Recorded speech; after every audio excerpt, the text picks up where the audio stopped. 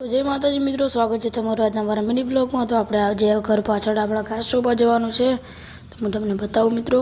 આ જો અહીંયા આપણો દીપો ઘાસ લઈને આવી ગયો હતો આપણે પહેલાં।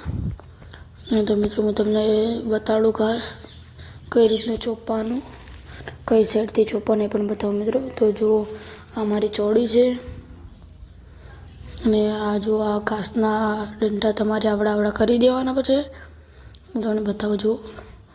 અહીંયા આગળ ડુંક નથી નાખીને હું તમને બતાવું જો મિત્રો। આ એક ડુંક છે, એ સાઈડથી એ સાઈડે આ ટાઈપ ચોપવાના, ડુંક જો ઉગેલી હોય ને એ ઉપર રાખવાની।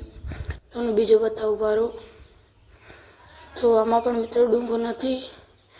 હવે આપણે કામ કરીએ બીજું। હા જો આ ડુંક છે ને, તો એને આપણે ઉપર રાખવાની,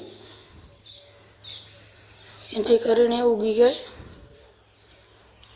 તો મિત્રો આપણે ફાઇનલી આપણે ચોપવા આવી ગયા હતા, તો આપણે ચોપી લઈએ। આ રીતના મિત્રો ચોપવાના, એટલે મિત્રો તમને આવડતું જ હશે ને।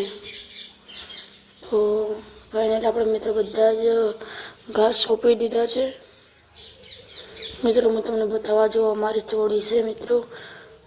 હા મિત્રો, મારા મિની બ્લોગમાં એન્ડ સુધી જોડાઈ રહેજો અને લાઈક અને સબસ્ક્રાઈબ કરવાનું ના ભૂલતા। અને મિત્રો હું આજનો વ્લોગ છે મિત્રો અહીંયા જ ખતમ